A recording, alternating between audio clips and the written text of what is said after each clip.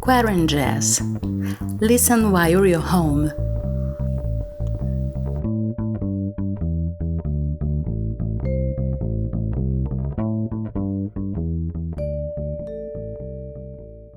Hello and welcome to the 14th episode of QuaranJazz. I'm Geisa Fernandes, singer-songwriter and music researcher, and I host this weekly update on what jazz musicians from all around the world are doing during social distancing time. Well, actually, some of them are already returning to their routines or, let's say, learning what the new normal is going to be like. I'm not. Here in Rio de Janeiro, we're still on lockdown, the situation is still pretty messy, so as long as I'm confined, this show goes on. And today, I would like to start with a huge thank you to all of you who had been sending me your comments on the show. Your kind words, they are not only a motivation to keep this podcast going on. Maybe you don't know, but you give me also strength to keep on during these hard days.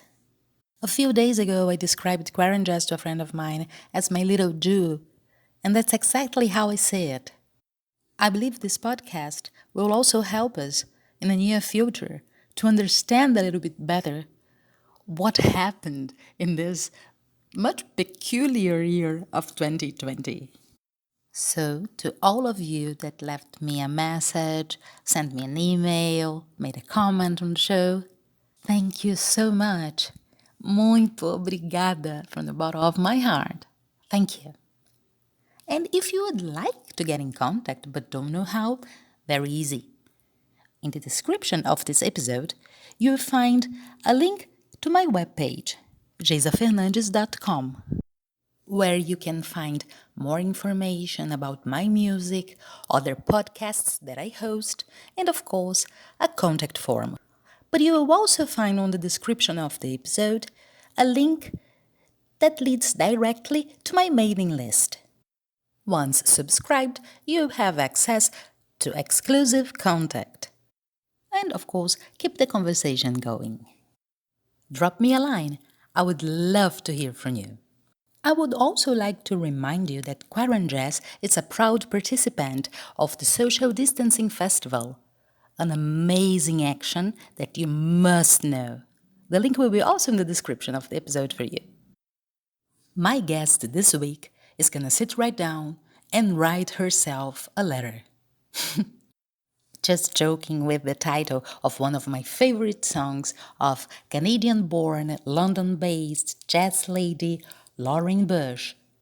Lauren is going to tell us some great stories about her musical family and her personal journey into the world of jazz. So, without further ado, Lauren Bush. Hi, Lauren. Thank you so much for your participation. Hi there. Thank you so much for having me on QuaranJazz. I'm happy to be here. So my name's Lauren Bush, and I grew up in Canada, and I am now based in London in the UK. I have always been exposed to jazz and music in general. Both my parents are musicians, and my dad chose to follow his passion into being a freelance jazz musician when I was, before I was born. So it was just a lifestyle that I was okay with, I guess, which is, I'm very lucky to have a family that supports the fact that I'd like to pursue music. So it was just sort of a way of life. There was always practicing going on in the house. My mom was a high school band teacher, so she was always teaching music. My dad was always playing music. Me and my brother were always sort of dragged along to big band concerts in the park and playing. My dad used to play at a bookstore every Friday night, so my mom would bring me and my brother to the bookstore, and we would listen and, just entertain ourselves basically while the gig was going on.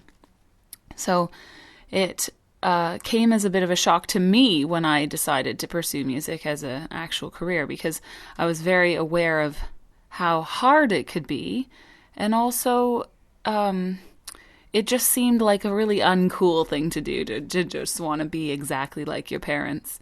So I sort of fought it, and I thought I wanted to go into other creative areas. I wanted to do interior design and architecture and things like that. And basically in university, I realized about halfway through that I was kidding myself. I really did want to be a musician, so I changed my major and I followed through to get a degree in music.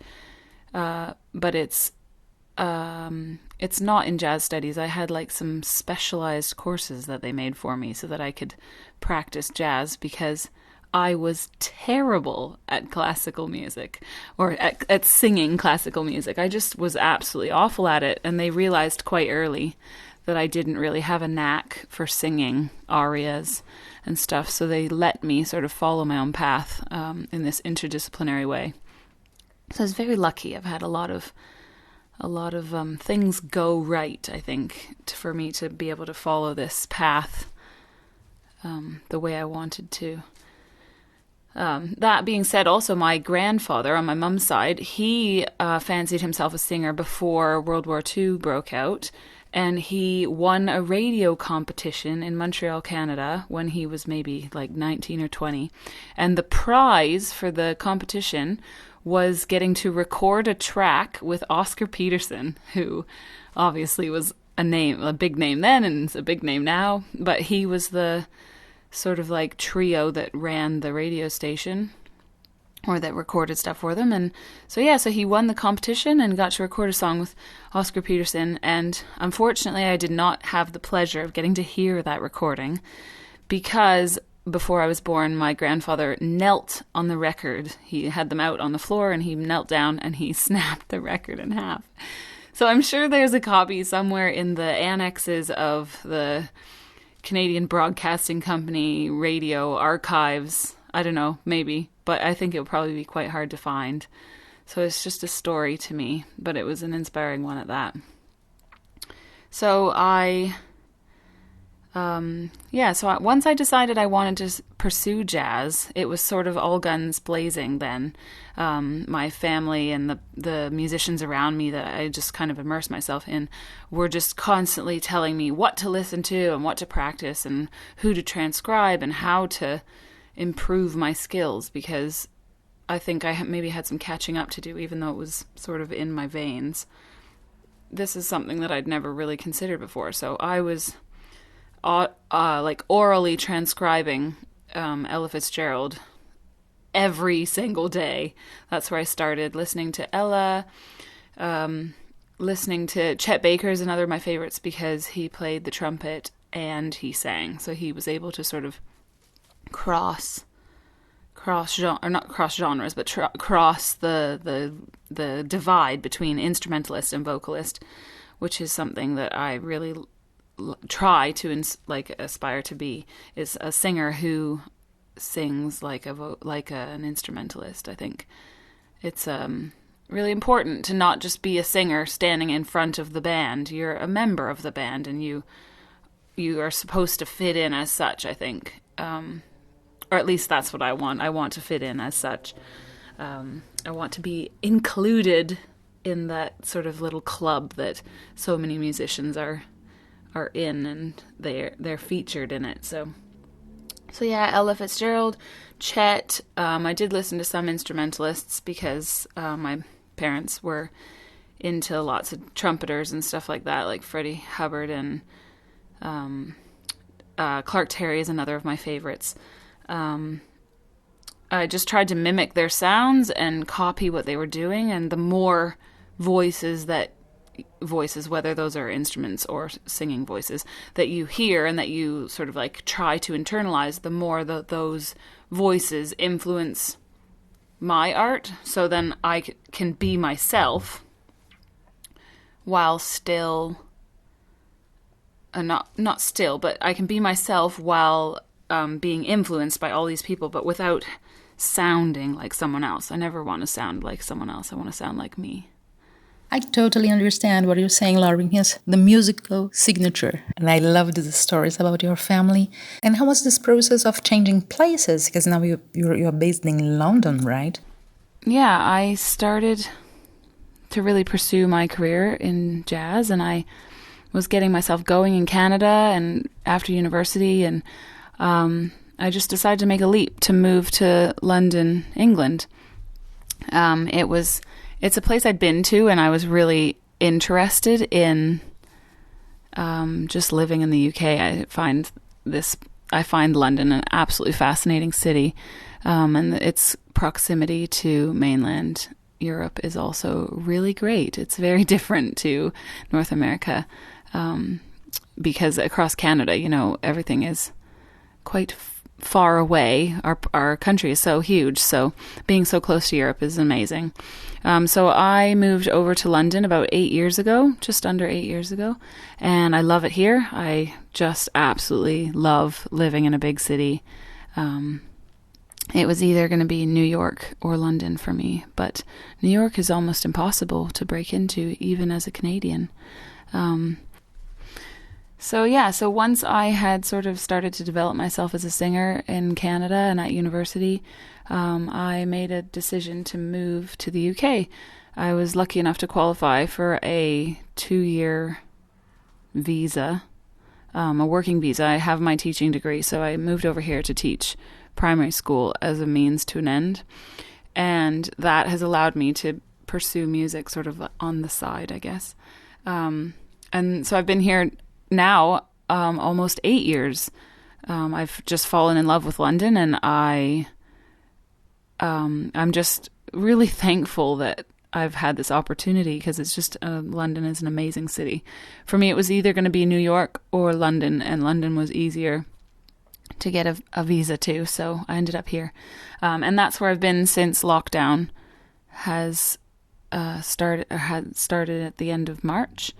I'm very lucky to have my teaching, my classroom stuff, because that means that I am not sort of in the boat that most musicians are in, that they've either had their work furloughed or they're self-employed and they're really struggling, I think, financially and also emotionally. It's like a grieving process, isn't it? Having everything that you love basically stripped away so that you can't do it. And if you are going to do it, you have to sort of do it under these confinements, like in your living room or only when you're in the mood or whatever it might be. So, I'm quite grateful that I have a proper job. It's the first time I think that I've actually felt really grateful for that job, because usually I felt like it was holding me back, and if I didn't have my teaching, I'd be able to pursue my music full time. But now, I think I'm very lucky that I have that day job to go to. Lauren, listening to your story makes me think how this pandemic is all related to not only setting new priorities, but also about reinventing ourselves, even in terms of dealing with stuff we have in a new way. I'm glad you have another look to your job now. And talking about the pandemic, what were you doing when the COVID crisis exploded? And what are you doing right now? Are you, for instance, following the world trend of making live concerts from home? I'd just been starting to get some stuff off the ground, actually, when things started to get canceled, which is a real shame. Last year, I registered as self-employed, and it was sort of like a big step for me to take my career in the next level and try and actually pursue gigging and working as a musician as a real viable option. So I'd been gigging around London quite a bit, and I've got my own quartet that I play with. I recorded my album in 2016 with some extra horns on there as well. But I have had quite a few like really good, proud moments for my quartet around London. And this July I was supposed to have a little southwest tour of England that I was really looking forward to. I had developed this little relationship with a pianist called Alex Webb, who does amazing things for the scene in London. And he's just a real go-getter. He's got really good ideas. He writes music in this sort of swing style, and he's just always got his finger in a pie somewhere that's really cool, unique.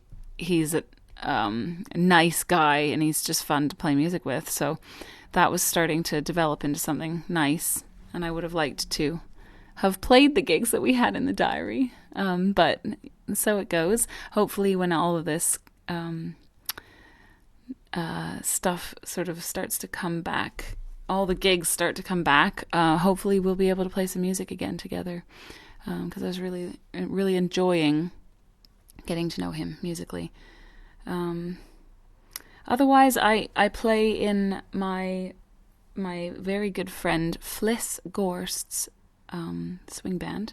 It's called the Fliss Gorst Band, and she plays a tenor saxophone, and she writes songs and she arranges music from the swing era, and we just have so much fun playing music together. I really miss her band and hanging out with them. It's always fun. We always end up at the pub after the gig just having a great time together. And every gig we've done has just been, it's just fun. They're the kind of gigs that you want to do. You don't think, oh, this is going to be such a drag. You just absolutely have such a joy playing with her and the other musicians in the band. So I really miss hanging out with those guys, and I really look forward to a time when we can do that again soon. Fliss has been doing some really cool stuff online, playing some live concerts and live like streaming concerts. And she's been a real mover and shaker. She's really like managed to keep stuff going for herself. I'm really impressed. She's asked me to sing a few recorded songs so that she can play over them, which is really fun. But I miss playing with her for real. I look forward to the time when we can do that again soon, because there's nothing like it. There really isn't. During the lockdown, I haven't been doing a lot, but as I said, I've been teaching from home, working from home, as I'm sure everybody is or has been. So that's been keeping me a little bit busy. But other than that, I've just found that looking after my mental health and the caring about the people in my world has been my main focus. I found that this whole pandemic has been really hard on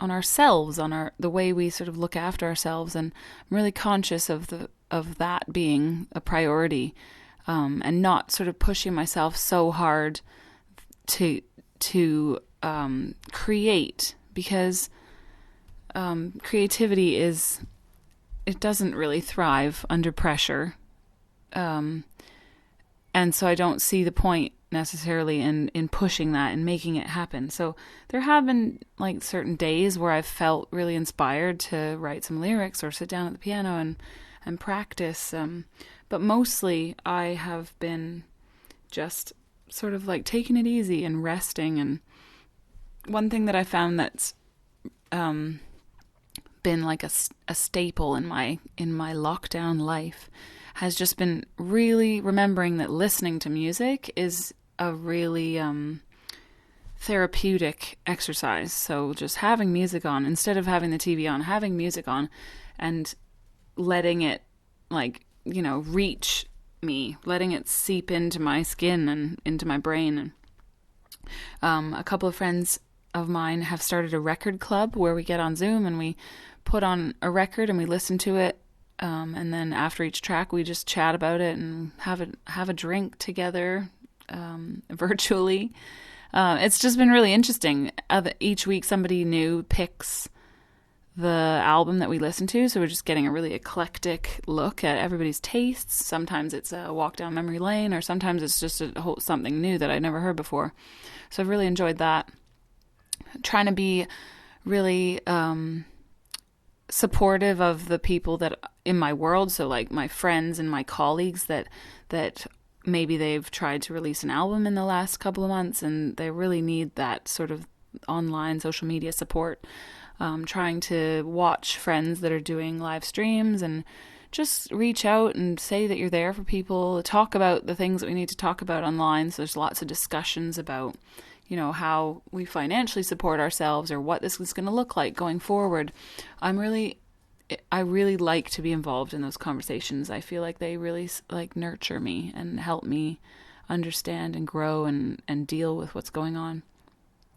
There's also been one other thing that I found really interesting, and that is this, I guess it's a website in New Jersey called Jazz House Kids, and it's run by Christian McBride and his wife Melissa Walker, and they've been posting, I guess they've probably been using their vast sort of like phone book of names of people that they know through their work to get them all on Zoom and talking about music. So the first one that I watched was Carmen Lundy and Diane Reeves and Veronica Swift talking about, it was a bit like our record club. They each chose an album or a song and played it, and then the four of them would talk about it, and then they sort of, lifted each other up, and they played a bit of music of each of their styles. They all come from different parts of the world or different parts of the country at least, and have different experiences, different generations, and it was so cool. It was almost 3 hours long, I think, but it was so cool to just sit and listen to these like experts or they're legends talking about their music and what inspires them and who they like and who they listen to. I just think that this is a time where that sort of thing has emerged, and when else would that have happened, really? When else would we have ever had the opportunity to sit in the comfort of our own homes and listen to our like inspirational, the people in our lives that inspire us, how to sit and talk about their music and what they like. I can't imagine that ever having emerged in any other way. So they did. I watched the one, and there's a couple others that I've got to find the time to watch them. There's one with Kurt Elling. There's one with Dee Dee Bridgewater and Cecile McLaurin-Salvant. Those people are such an inspiration to me, and I just can't wait to sit down and listen to what they have to say about music. There's never any other time I can think where I'd be able to sit down in a room with Cecile McLaurin-Salvant and just talk to her about how she ended up into jazz. So I recommend those if you want to try and check it out. Google that, and you'll have to set a few hours of your life aside to do it, but I think it's really worth it. There are tons of other artists out there that have been sharing their music, sharing their thoughts about their music as well. I know Fred Hirsch, the piano player, has been doing like almost daily concerts. Maybe not anymore, but he was. And Herbie Hancock's been out there talking about stuff. Quincy Jones is doing everything all the time, I'm sure. But see what's out there, because it's definitely worth checking out. More locally to me, there's a website called the London Jazz News, and they have just an absolute wealth of information about not just UK jazz, but jazz all over the world. Artists, album reviews, interviews. The most recent one is an interview called In Lockdown With, and they sort of pose these 10, it's like a teen girl magazine where you pose 10 questions to the hunky guy on the cover or whatever, and he answers the same 10 questions that everyone would answer, but obviously for jazz musicians. So 10 questions that you, as a jazz musician, need to answer about, things like most memorable moment or first album you ever bought.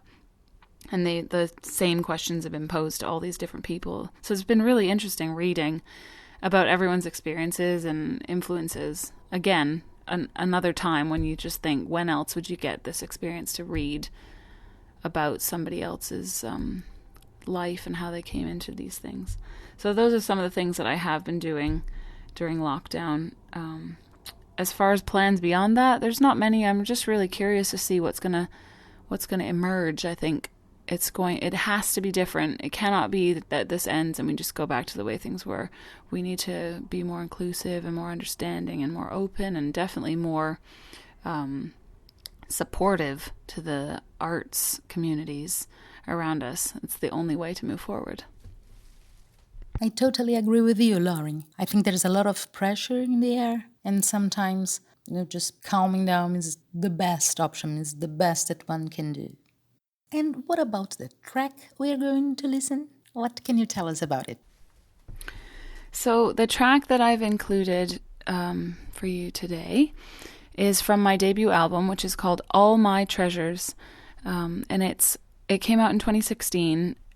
I had just turned 30 years old, and it was a really, it was the first go of it that I just decided that this was my chance to put something out there that I'd been sort of building towards for the 12 or so years that I'd been practicing jazz, playing, joining in, being a part of the world of jazz.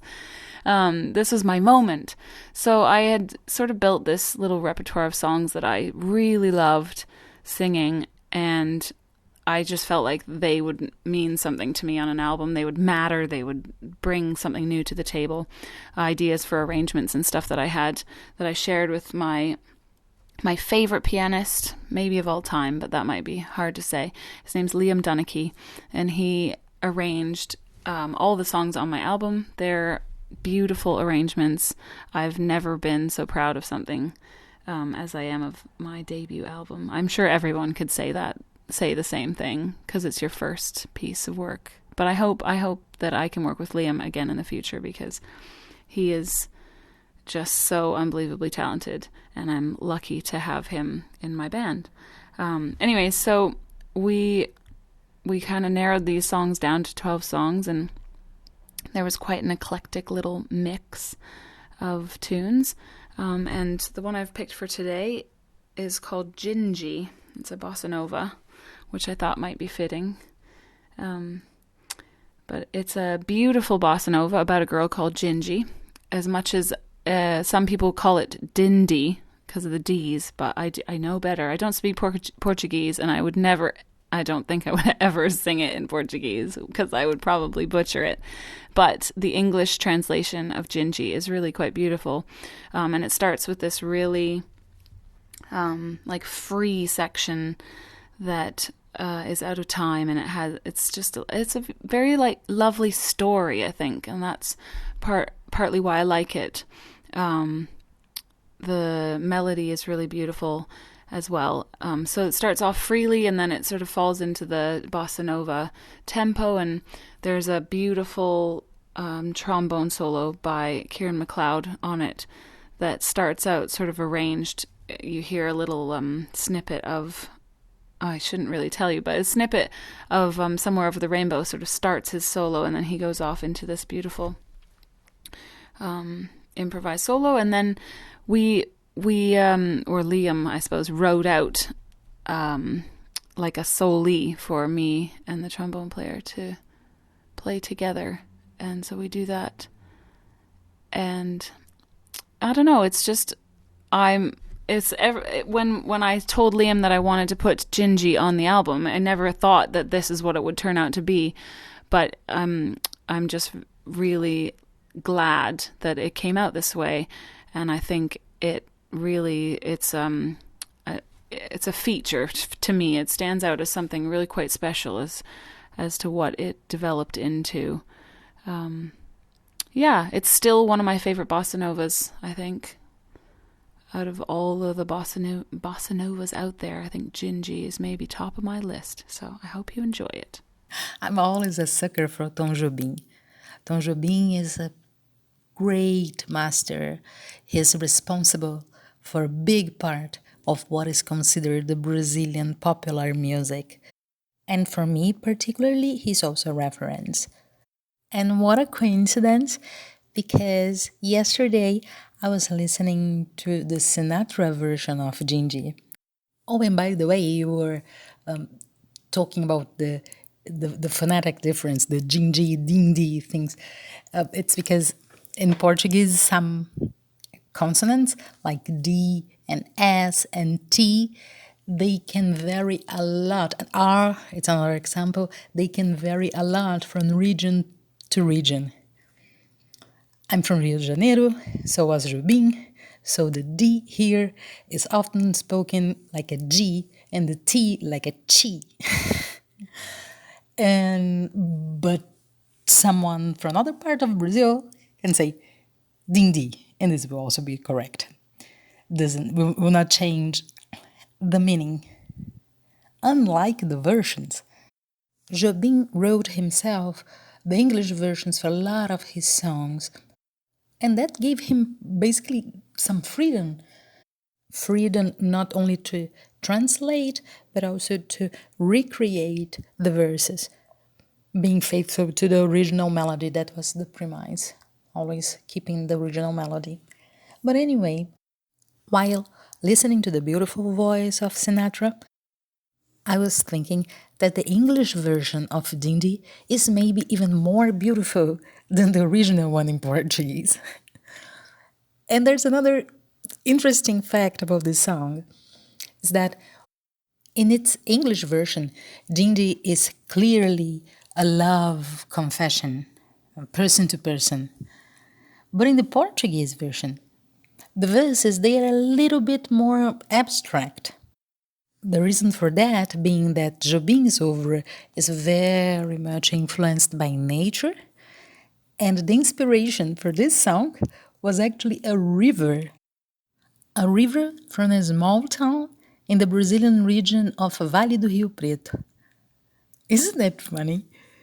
I mean, funny and beautiful in its way because the song works perfectly either way. And the English version is even more beautiful. So thanks a lot for your choice, Laurie. And of course, thank you very much for your participation as well. I hope that in the near future we can be sharing a stage singing a lot of bossa novas, a lot of Jobim songs, either in Portuguese, in English, doesn't matter. Thank you very much. And thank you too, my dear listener, for staying with us. This was the 14th episode of QuaranJazz. I'm Geisa Fernandes. And if you want to know more about my work, my musical projects, and other podcasts I host, visit geisafernandes.com.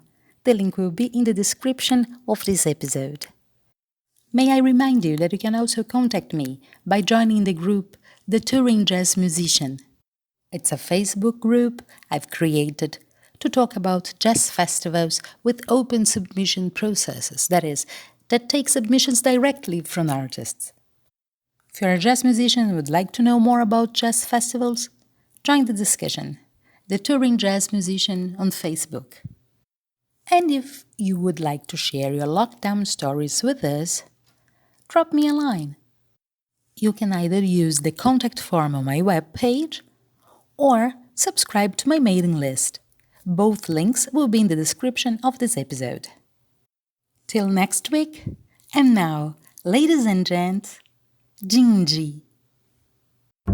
Sky, so vast is the sky, with faraway clouds just wandering by. Where do they go? Oh, I don't know. Don't know. Wind that speaks to the leaves, telling stories that no one believes. Stories of love belong to you and me.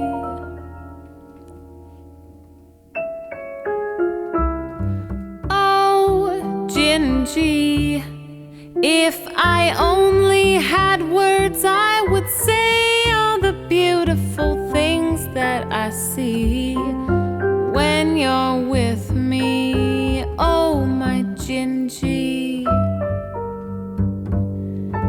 Oh, Gingy, like a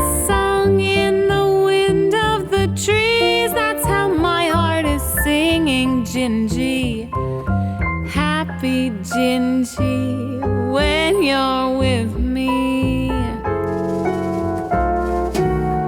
I love you more each day. Yes, I do. Yes, I do. I let you go away if you take me with you. Don't you know, Gingy, I'd be running and searching for you like a river that can't find the sea. That would be me without you, my Gingy.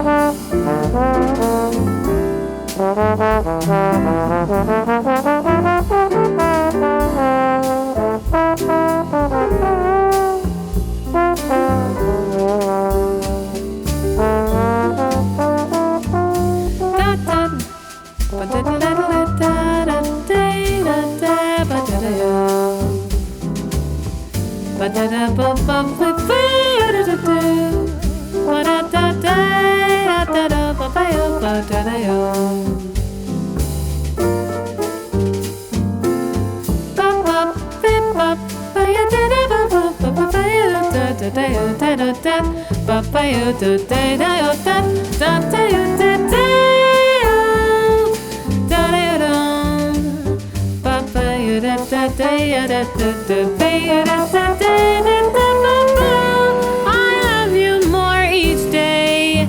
Yes, I do. Yes, I do. I let you go away if you take me with you. Don't you know, Gingy, I'd be running and searching for you like a river that can't find the sea. That would be me without you, my Gingy.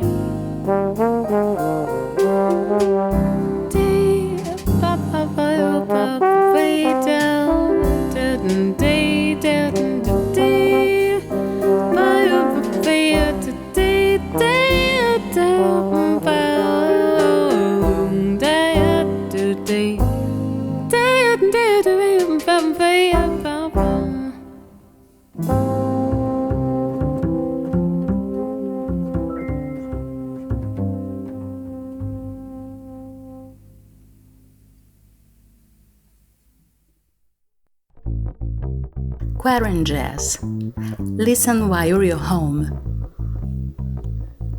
QuaranJazz, a podcast by Geisa Fernandes.